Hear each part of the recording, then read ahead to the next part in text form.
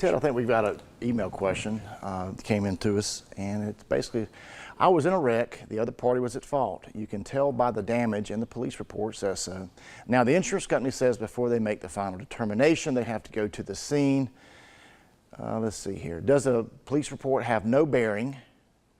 I've been in constant pain since the accident. I have thousands in lost wages and no car. How long can they drag this out? Should I hire an attorney? Charles. My understanding, this is Charles from Alpha that sent in that email. Yep. So Charles, yeah, the issue there is that, you know, the police report is typically a good indication of where things are going and they're moving, but they're not the end all be all. You know, right. Chris, we've had several cases where they just unfortunately get it wrong, because you got to remember the police are coming after the fact and they're basing it off a very preliminary investigation, a very short investigation that they're able to do, and it's dependent upon what witnesses are there. And you know, now in today's day and age, there are many times where there's cameras and video footage that they may not have access to at the time that we can come to and obtain later on.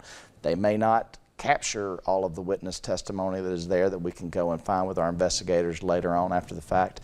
So yes, it has bearing, but it's not dispositive. And once again, what the insurance companies does is not the end all be all by any stretch of the means. So it's very important in a situation like this to get somebody working for you, a professional. Right. The insurance company has their professionals, and get this thing on the right path from the get-go, because yes, things can be corrected later on, but it's always best to be on the straight and narrow from the get-go. You know, Ted, they had the leverage at the beginning because yes. You're injured. Charles is injured. They have the checkbook. They own it. They had the bank. Right. They had the checkbook. But you just said it best. Level the playing field. Yeah. It doesn't cost anything to retain us unless we can recover for you. So there's no upfront fees or costs or anything like that.